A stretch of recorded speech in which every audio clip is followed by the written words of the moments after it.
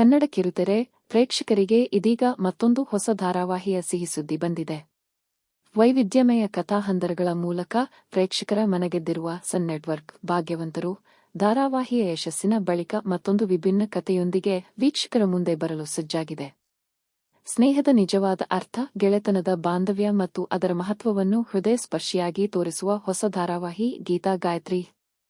ಈ ಧಾರಾವಾಹಿಯಲ್ಲಿ ವೈಷ್ಣವಿ ಗೌಡ ಪ್ರಮುಖ ಪಾತ್ರದಲ್ಲಿ ಕಾಣಿಸಿಕೊಳ್ಳುತ್ತಿದ್ದು, ಅವರ ಕಿರುತೆರೆ ಕಂಬ್ಯಾಕ್ ಅಭಿಮಾನಿಗಳಲ್ಲಿ ಸಾಕಷ್ಟು ಕುತೂಹಲ ಮೂಡಿಸಿದೆ.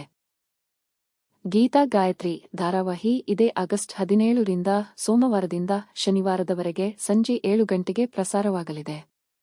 ಸ್ನೇಹ, ಸಂಬಂಧ, ಭಾವನೆ ಮತ್ತು ಜೀವನದ ಏರಿಳಿತಗಳನ್ನು ಒಳಗೊಂಡಿರುವ ಈ ಹೊಸ ಕತೆ ಪ್ರೇಕ್ಷಕರ ಮನಗೆಲ್ಲುತ್ತಾ? ವೈಷ್ಣವಿ ಗೌಡ ಅವರ ಹೊಸ ಪಾತ್ರ ಹೇಗಿರಲಿದೆ ಅನ್ನೋದನ್ನ ಕಾದು ನೋಡಬೇಕಿದೆ.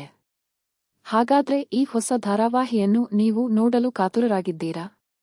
ನಿಮ್ಮ ಅಭಿಪ್ರಾಯವನ್ನು ಕಾಮೆಂಟ್ನಲ್ಲಿ ತಿಳಿಸಿ.